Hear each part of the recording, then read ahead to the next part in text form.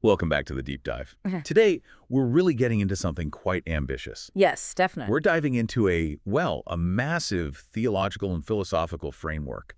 It tries to define pretty much everything: creation, free will, divine action, ultimate purpose. It's a whole cosmic blueprint. And it all seems to pivot around this central concept of inheritance or Sangsak. That's exactly right. And, the source materials we're looking at today, they aren't just offering like a simple story. Right. It's presented as a unified, determined divine plan. Okay. So our mission, really, for this deep dive is to try and understand not just how the universe started, but how it's meant to be completed. All right, the completion part. And the whole structure, it Yeah. really hinges on this pretty radical idea that the second God, the Son, had to actually willingly become a creature. Become one of us, essentially. Yes, exactly. And demonstrate perfect obedience, under all the constraints that come with that. And through that, earn the right to inherit governance over everything. It's quite something. It really is. Okay, Yeah. let's try and unpack this. It's a huge concept. So we're dealing with a system where the universe getting finished successfully, it's all part of a predetermined plan, Purposeful, yes. which right away seems to tackle one of those ancient theological headaches, doesn't it? Yeah. The paradox of, well, if God is all loving, all just, why did creating things involve this massive risk, this potential for sin and total disaster?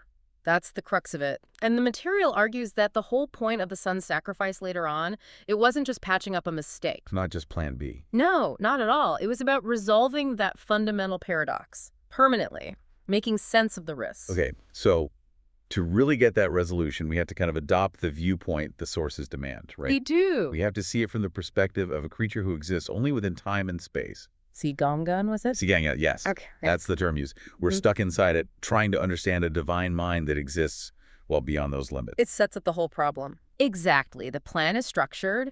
It defines the problem of being stuck in Sigongen before it even starts offering the solution. You need to feel the constraints first. All right, so let's set the scene. Part 1, the foundation. It starts with this initial divine decision. Creating time and space, Sigongam. Who kicked this whole thing off? And what were the ground rules? Well, the sources state the determination to create time and space came from the first God and the second God. The Father and Son, in traditional terms. Essentially, yes. And, crucially, some references also explicitly include the third God in that initial decision. So the whole Trinity involved right from the start. As co-architects, yeah. And once this universe of time and space was, brought into being, it was immediately governed. There wasn't a gap. Governed how? The sources describe a divine throne, but here's the interesting bit. It's set within time and space. Not outside looking in. No, situated within it. And commands are issued from that throne through the name that's placed upon it. Okay, that's fascinating. A throne inside creation suggests, an immediate kind of engagement with it. It does. But the real kicker for us, the structural constraint, is that we, as creatures, only exist within that Sigongon. That's our entire reality. And how does that basic limitation shape our inability to, fully grasp the divine? Well, think of it like this. Imagine you're a character drawn on a flat piece of paper. How could you possibly understand the 3D artist who drew you? Right, you can't perceive the dimension they exist in. Exactly. We're limited by sequential time, one moment after another, and spatial boundaries. The divine, however, the sources say, exists simultaneously, everywhere, everyone, sustaining infinity itself. We'll circle back to that later. It's a mind bender. Definitely. But for now, that limitation, that Sigongon box we're in, is precisely why the command structure is so vital. And those commands, they lead us straight to this absolute law that's imposed on everything, the commandment of love. That's the bedrock. The fundamental command given to creation was, twofold, but simple. Keep the commandment of love and love your neighbor. Simple, but profound. And the stakes couldn't be higher. The importance is stressed by the consequence. If creatures defy God, if they trample their neighbors, the sources are blunt. They will be utterly destroyed, judged. Wow, so failure isn't just getting a bad grade, it's annihilation. Existential failure, yes. Yeah. It's a high-stakes setup from the get-go. Okay, so we've got this perfect absolute command backed by this ultimate threat. But then here comes the tension, the real twist. God decides to grant free will Jayuiji to creatures. Mm-hmm. And the source material defines this free will in, well, a really stark and uncompromising way. It's defined as the possibility of crime sin. That's it. That's the crucial dilemma, and it is a radical definition. Think about it. If the ultimate goal is voluntary love, genuine love, Then the option not to love has to be real. yeah, it has to be structurally present, yes. If free will just meant you could only choose good things, well, that's not really free, is it? That's just programmed obedience, a mechanism. Like a robot following its code. Exactly. So the sources define free will by the risk it introduces. The very moment you grant the freedom to choose, you inherently introduce the potential to choose wrongly, to transgress. So does that mean the sources see morality mainly through this lens of, like, potential failure rather than potential good? Why make the risk the defining part? That's a good question. It seems necessary for the system's eventual stability, perhaps, if love is meant to be tested, proven, valuable. It needs something to overcome. It has to overcome the genuine possibility of rejecting it. If the creature couldn't sin, if that possibility wasn't there, then any love it showed wouldn't really be a meaningful choice, would it? It'd just be the only option available. Right. So the creature's inherent vulnerability, its capacity to fail, seems fundamental to the value placed on its eventual freely chosen obedience. And this vulnerability, this risk, leads straight into the next crucial point, the knowledge requirement. Okay, the knowledge requirement. This sounds like the logical engine driving the whole need for divine intervention later on. Why is knowledge the key?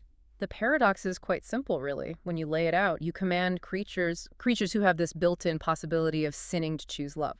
But if they don't understand why should they choose love over, say, self-interest? Their choice would be kind of random? Or just based on avoiding punishment? Or worse, purely selfish. The sources are very clear. It's presented as an inevitability. If creatures don't know the reason for love, the why behind it, they will commit sin. It's not a maybe, it's a certainty. And that leads to death. So it's like a built-in consequence of ignorance within this system. Not just a prediction, but a structural certainty for a free-willed creature stuck in time and space. Precisely. It's determined by the setup. Therefore, God determined, this was part of the plan, that creatures must be made aware they have to understand the reason for love. This awareness is the key, then, the prerequisite for genuine obedience. Absolutely. A creature, the example given is Adam, can only truly, genuinely choose love, keep the commandments, love their neighbor, after they understand God's own love and justice. The 사랑과 Love and justice. Yes. Understanding those makes the command rational. Only then can the creature see why loving God and neighbor is the right, the just, the reasonable thing to do, not just an arbitrary rule. Okay, so part one sets up this intricate trap almost. Free will is given, but it guarantees sin if there's no understanding.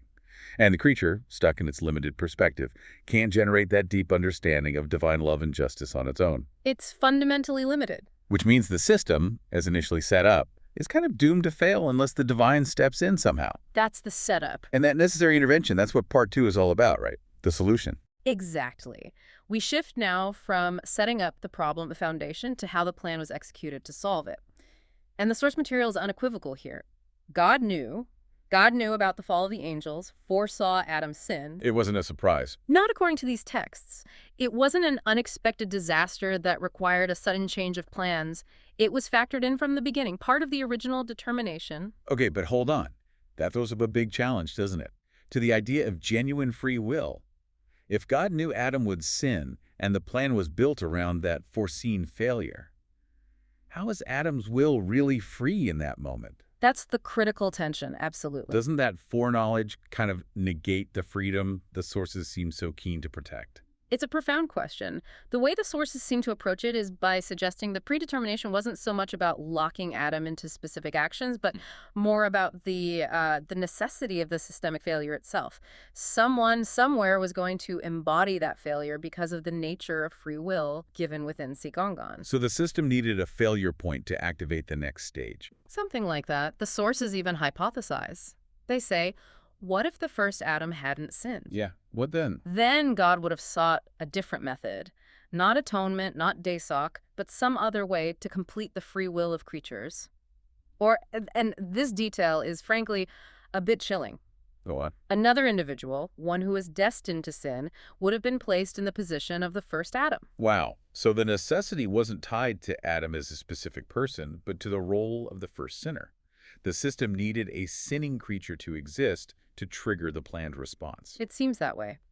The creature's failure becomes the necessary catalyst. It allows God to demonstrate the solution, the justice and love, in the most concrete, undeniable way possible. Which is the cross. Exactly. The chosen method to fix the systemic flaw, built around the necessity of sin, was to prove divine love and justice to all creatures through the cross, the Shipjaga. This was presented as the means of atoning for Adam's sin, but also for demonstrating the solution to the knowledge problem from part 1. Okay. And this requires something extraordinary from the second God, the Son. This isn't just issuing a decree from the throne anymore. No, this is total commitment. The sources call it self-emptying. It's about total immersion into the very system, the very constraints of creation that caused the problem in the first place. How deep does that immersion go? Radically deep. The second God's Son determined to become Adam, to become a creature pijo mulai duisiosio, taking on the full limitations of sigongan, time, space, vulnerability. All of it. But the theological peak, the point of perhaps greatest tension and significance in the sources, is that the Son determined to be abandoned by the first God, the Father, on the cross. Abandoned? Forsaken. That moment of cosmic isolation is presented as absolutely crucial. Wait, isn't that a contradiction? No. How can divine justice demand judgment even on the Son who is divine, while that same act is supposed to be the ultimate proof of divine love? Why was that specific terrible isolation necessary? Because the justice has to be absolute to be credible if the Son takes on the sin of the creature. He has to take the consequence. The consequence stated from the beginning. Defiance leads to utter destruction, judgment. That principle had to be upheld, even when applied to the divine being who had taken on creaturely form. That moment of abandonment proves the first God's justice is completely unwavering. It's not arbitrary. Okay, I see the justice part. How does it prove love? Because the Son willingly endured it. His willingness to go through that ultimate separation, that cosmic dereliction, demonstrates the absolute extent of divine love for the creature. He pays the price the creature deserved. So the sources say this one agonizing act proves two critical things at the same time. Okay, the first is the truth of God's love and justice. What's the second proof? You mentioned it's key for validating the creature's free will. The second proof is that it demonstrates that the commandment of love is actually keepable. The truthfulness, the feasibility of the command. Ah, right. Because if you're a creature, stuck in time, vulnerable, maybe you look at this command, love perfectly, and think. That's impossible for someone like me. Exactly. It's an unfair demand from a God who doesn't understand my limitations. The sources use a term for this feeling. Bullhopperhata, feeling it's unreasonable, absurd even, to demand perfection from imperfection. So how does the cross address that feeling of absurdity? Because the commander himself enters the situation. He becomes a creature, lives under the same constraints, and keeps the law perfectly, even to the point of enduring the ultimate penalty, death, which resulted from the creature's failure to keep it. He doesn't just tell, he shows. Precisely. It transforms the law from an abstract, potentially unreasonable demand into a demonstrated lived truth. The Son provided a model, specifically for the sinning Adam, of how to overcome death through the cross, through perfect obedience. And this ties into a key law mentioned. Yes, a fundamental cosmic law stated in the sources. Only those who keep the commandment can overcome death and resurrect. The Son's resurrection is the proof he kept it. So the Son's act wasn't just a sacrifice. It was also about establishing his worthiness to command. Exactly that. The sources insist on this point. For creatures with free will to truly accept the commandment as reasonable, not Bullhopperhata, the one giving the command must also be the one who demonstrably kept it under the same conditions. He earned the right to command obedience.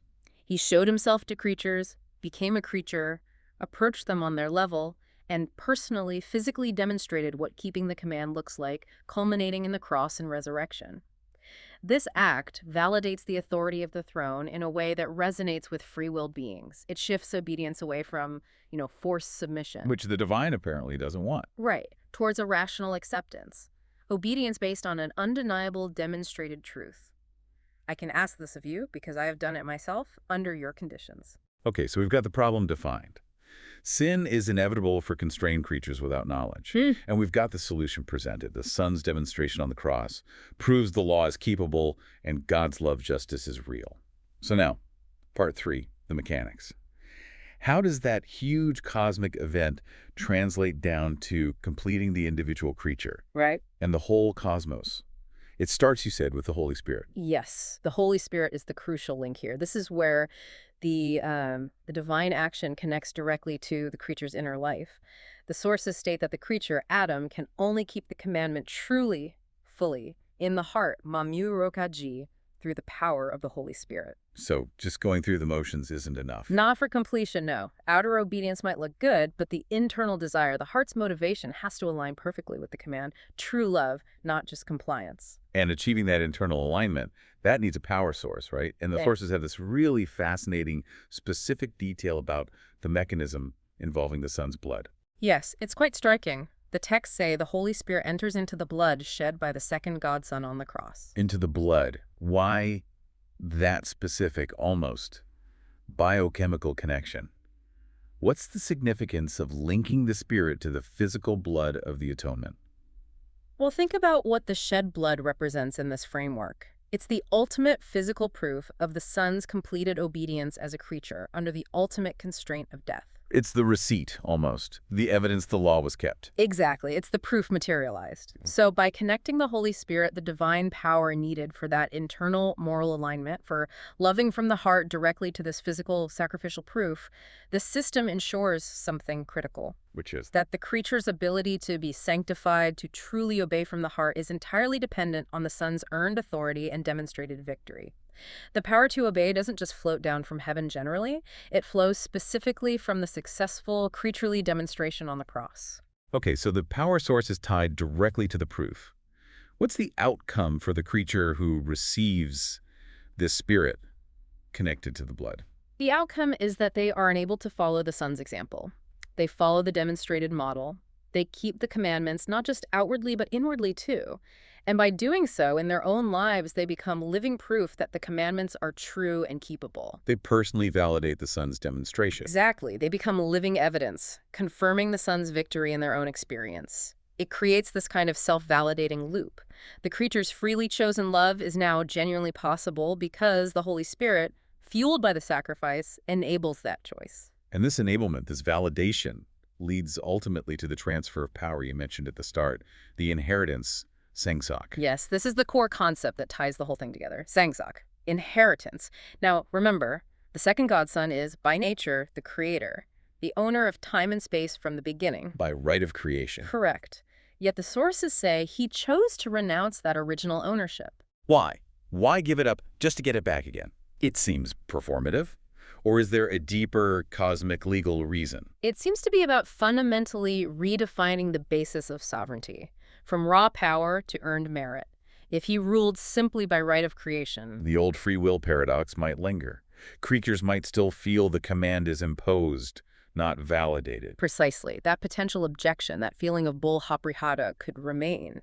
So instead, the son determined to obtain ownership, to gain governance, not through his inherent divine right, but as a creature, through inheritance of the name from the first godfather. So the right to rule the entire universe is earned through humility, submission, becoming a creature, suffering, dying, resurrecting. It establishes a completely different basis for authority, one grounded in shared experience and proven justice. A moral and you could say legal basis that resonates with free-willed creatures. It shifts governance from just an ontological hierarchy, I rule because I made you, to a merit-based one, I rule because I became like you, proved the way, and earned this right. Wow, that's a huge theological claim. It is. And there's a crucial condition attached to this inheritance, one that seems designed to guarantee the final stability of the completed universe. What's the condition? The Son determined to inherit governance over time and space only when creatures are, the term used is, convinced or persuaded, pijomoloi napdukonda. Napduk. So the ruler's authority is actually conditional on the rational agreement, the free-willed acceptance of the ruled. That seems to be the implication. It's governance by consent, but a consent based on overwhelming proof. If he had just ruled by right of creation, that consent might always be grudging, the free will paradox still simmering. But because He earned the right as one of them, enduring everything. The creatures are persuaded.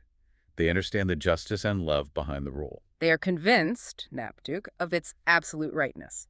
The demonstration removes the grounds for reasonable objection. And that's the completion loop. That's the completion loop. The Son rules time and space as this creature inheritor until the process is finished, until free will is complete in all creatures and sin is finally extinguished. And the sources are very precise here. The very process of the Son inheriting time and space in this way is what completes time and space itself. The act of inheritance stabilizes reality. Mm. So what does that final state of completion actually look like? What does it achieve for the universe, for the creatures? The sources sum up the ultimate outcome of the cross and the inheritance in three key ways. First, it completes the free will of creatures. It gives them both the knowledge from the demonstration and the power via the Holy Spirit to make the right choice genuinely from the heart. Freedom fulfilled, not abolished. Exactly. Second, it destroys sin and death within time and space. It removes the destructive elements and stabilizes the system permanently. And Third, critically, it leads to creatures willingly surrendering their now perfected free will to God. They choose to love God and neighbor, they become like God in character, and they live eternally. This is the desired end state. A stable, loving creation governed by an authority that is both fully divine and fully earned and fully accepted by its inhabitants. Okay, so if that stable, loving, eternal state is the goal, what does it actually mean for a creature to be perfect, to be completed within this framework? It seems to start with a really fundamental equation. Love is life. 사랑합니다. That's the absolute foundation for perfection here. If God is love, as the sources state, and if life, true life, exists only in God. Then the logic is simple. No love, no life. Exactly. If a creature lacks God's love, it lacks genuine life. It might exist, but it's not truly alive in the intended, completed sense. This isn't just poetry. It's presented as the ultimate existential reality. The whole cosmic drama, creation, fall, cross, inheritance, it's all ultimately about reconnecting the creature to the source of life. And that source is love. And the role of free will in all this, then, is to make sure that connection is real, voluntary, meaningful. Precisely. God doesn't want automatons, remember. Forced submission isn't the goal. So the gift of free will, defined as that possibility of sin, is the mechanism that allows the choice. The choice to accept the life source, love, or to reject it. Okay, so that leads to the definition of what makes a creature incomplete. Bulwanjanhada. The sources mention two ways this can happen. That's right. First, you could have a creature that simply lacks free will altogether. Like an animal, maybe. Yeah. Or an angel that never had that specific kind of choice. Perhaps. The point is, such a creature lacking free will is inherently incomplete because it cannot connect with God through love chosen freely. Its obedience, if any, is mechanical. It's not relational in the way intended for the image of God. So lacking the mechanism of free will makes you incomplete. What's the second way? This seems more relevant to the Adam situation. The second type is the creature that has free will but uses it to choose. Well, its own selfish desires. The term used is yukshim. Yokshim, selfish desire. Yes. That creature, even though it possesses the mechanism, the potential of free will, is also profoundly incomplete. Imperfect. Why? Because it has chosen to fill its capacity for choice with the wrong content. Content selfishness that deviates from the purpose for which God made the capacity. So having free will isn't enough. What you do with it matters. Critically. If they choose self-interest, yikshim, they remain, in a sense, irrelevant to God's ultimate purpose. They stay in that state of lifelessness, disconnected from the source, regardless of their freedom. Free will is necessary, but if it's filled with anything other than love, the creature ultimately fails its purpose. Okay, so the formula for perfection seems incredibly simple then. Love is the missing piece, the factor that completes the creature. That's exactly it. And the sources offer a really helpful analogy here to make this clear. Think of free will as the vessel, the container, juro. The capacity, the potential. Right. And love is the content that is meant to fill that vessel. Okay, vessel and content. Makes sense. So, if the vessel of free will, juris, gets filled with yokshim, with selfish desire, it might look like a complete vessel, it has the structure, but it's functionally incomplete. It's irrelevant because it lacks the content necessary for life, for relationship with God. But when love fills that vessel of free will, when the capacity for choice is filled with God's love, enabled by the Spirit, then the creature is completed. Then it truly becomes the image of God, 하나님의 형상. Perfection isn't about losing your will, it's about your will choosing, stabilizing on love, a choice made possible by the Spirit and validated by the Son's earned, accepted authority. It's a beautiful synthesis. Yeah. As we kind of wrap up this huge deep dive, trying to hold all these pieces together, creation, sacrifice, governance, earned authority, perfection through love, the sources bring us back down to earth a bit, with a reminder about the limits of our own understanding. Yes, a necessary humility check. We've been talking about the first, second, and third gods, the Trinity. Operating on this cosmic scale. And the sources remind us the divine sustains infinity. They exist simultaneously in every single moment and every single place. Omnipresent, omnitemporal, holding reality together in ways that are just outside our ability to grasp. Because we are stuck where? Back in our box. See, gone. We are constrained by sequential time, by limited space. We can talk about infinity, we can conceptualize omnipresence, but we can't truly experience or understand what that simultaneous infinite existence actually means. We're sequential beings trying to grasp total simultaneity, like trying to understand a 3D movie by looking at just one frame. Or less, like trying to describe a sphere when all you've ever known is a flat line. And the sources add one more point. Even after creation is completed, even when sin and death are gone and creatures live eternally in love, they remain creatures. You don't become gods. No, we cannot exist prior to our own creation. Our existence is still fundamentally bounded by the time and space God created for us. We are perpetually defined by having a beginning. So it's the ultimate recognition of the boundary between creator and creature.